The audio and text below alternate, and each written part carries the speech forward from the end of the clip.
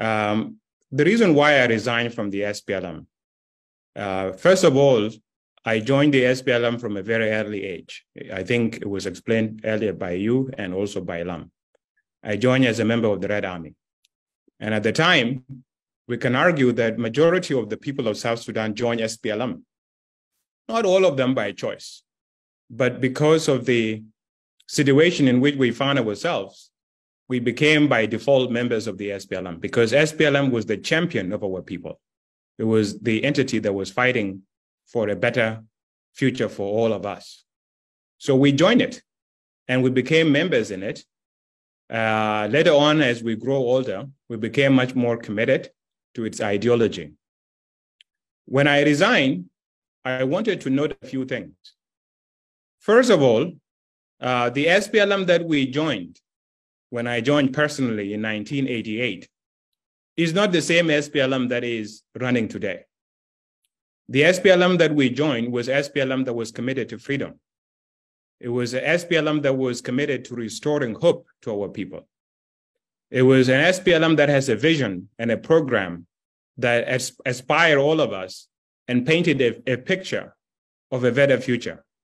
That was the SPLM that we joined. It was a mass movement that was sustained by the hard work of the South Sudanese people through their contribution, whether it's contribution of food, animal stock, or through their own sons to fight for their liberation. It was a movement that they owned, a movement that belonged to them. Now, since independence, the SPLM that we have now is an entirely different animal. SPLM has has changed, it has evolved into a different kind of animal. It's no longer the same entity that was committed to the ideals of freedom, justice, and prosperity for all our people. SPLM we have today is a self-serving SPLM that belong to specific individuals. SPLM that is completely confused about the journey that it faces. SPLM that has nothing to offer to the people of South Sudan. If you then look at the name itself, Sudan People Liberation Movement, you can agree with me that this entity has achieved the objective for which it was founded. The vision of the SPLM at the time, it was supposed to be two things. If you look at the convention of the 1994, was two primary objectives that were outlined as the program of the SPLM. One was the complete transformation of Sudan from a country that belonged to a very few in the north to a country in which every Sudanese can find themselves as citizen, a country that was supposed to be founded on equality. That was the vision of New Sudan, a New Sudan in which Muslim, Christians, Northerners and Southerners, Easterners and Westerners could be one. The other second objective of the SPLM, and this came out as a result of our own internal challenges, the 1991 split that was headed by Dr. Riek Machar and Dr. Lama Akol. From that, another objective came to be objective of the SPLM, and that was the self-determination for the people of South Sudan. So when we met at the convention in 1994, those were the two objectives that were put forward as the ultimate objective of the SPLM. New Sudan and self-determination. New Sudan was the overall vision upon which, if the Northerners agree and everyone in Sudan agree, then all of us were willing to live together as brothers and sisters. That was what we were fighting for, the ultimate objective. But in case that the Northerners did not want to treat us as equal citizens and offer us our right as equal citizen in this country called Sudan, then we as people of South Sudan reserve the right to secede and form our own country. In 2011, this point came to into conclusion. Northerners did not make the unity attractive.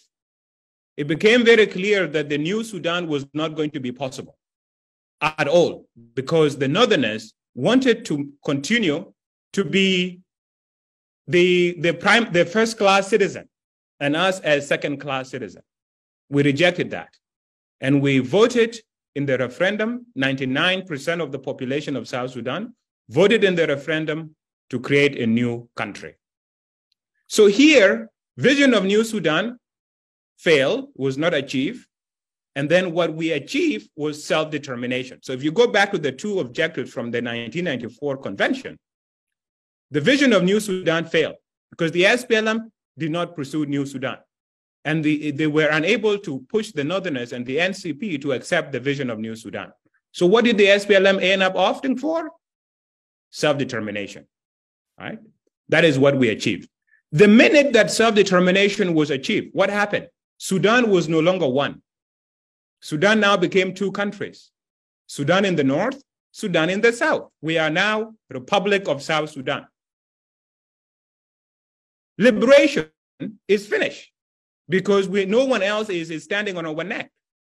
On the day that the independence was declared, President Salva Kiir, our president, announced to the world that today, moving forward, we will no longer have any excuse for not delivering on the aspiration of the South Sudanese people. Because today, we have created our own country. We have our own government that is supposed to pursue the path of development for our own people. We have no one else to blame but ourselves. We are liberated because someone who is liberated has the right to pursue a path that their mind and the aspirations determined to be correct.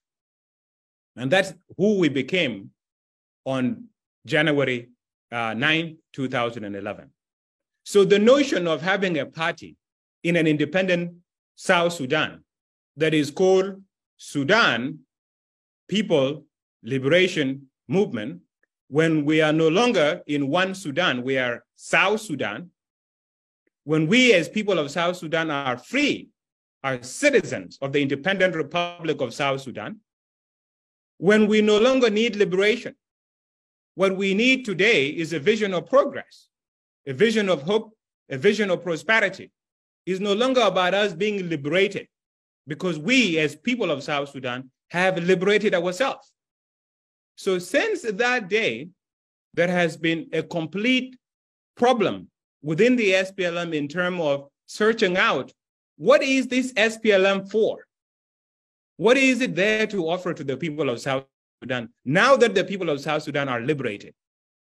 And since that day, there has been lack of vision, lack of consensus building, lack of peaceful discussion within the SPLM to determine what the next chapter for the people of South Sudan might become.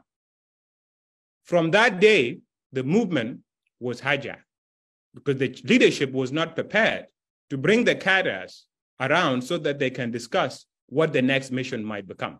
And this created a room for opportunists, for tribalists, for regionalists to take over the SPLM.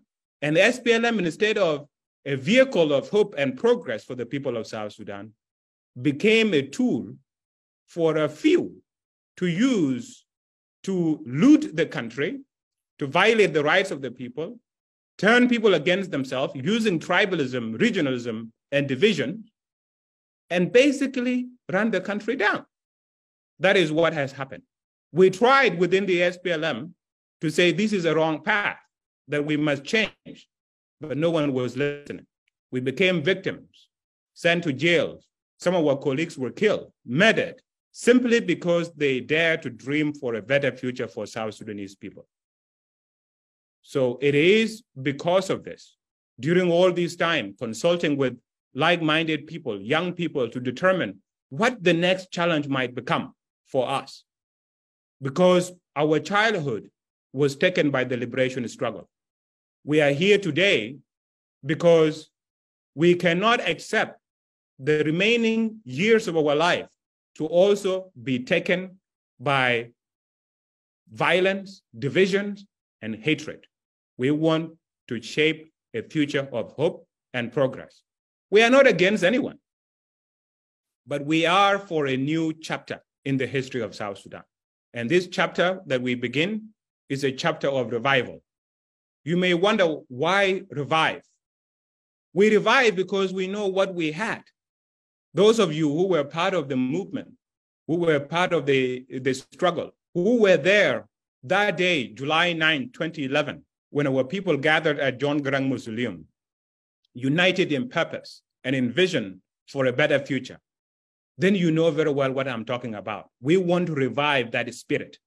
We want to revive that sense of purpose. We want to revive that focus. When we had friends from all over the world, here in the United States, in the United Kingdom, in Norway, all over the world, who were standing with us in solidarity, who were convinced by the future we were trying to forge together. We want to revive those relationships.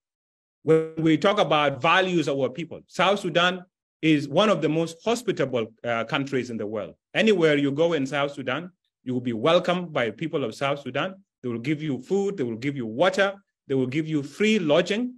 In fact, we have one of our musicians, Panchol Dengajang, he talks about how in his area of Duk, you cannot buy milk, that if you're a guest and you arrive, you can have unlimited food and unlimited milk for however long you need until you leave. This is the spirit of South Sudan. We want to revive that. We want to revive our values. We want to revive our national unity.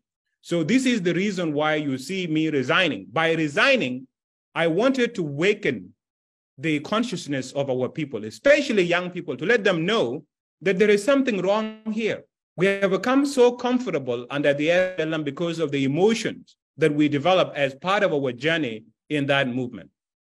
But we have to realize that that movement has achieved its objective. Our leaders in that movement have achieved the reason why God brought them to the earth. They have realized independent South Sudan. The challenge now is to build within those borders. We have borders that are recognized internationally. This is a gift from our leaders, and we thank them. As I mentioned in my resignation letter, President Salva and I, we share history, being part of the SPLM and shepherding the people of South Sudan to an independent nation. But right now, our journey separates because we have to move toward progress, away from division, away from tribalism, away from violence, so that the future we forge is a future that we can be all proud of.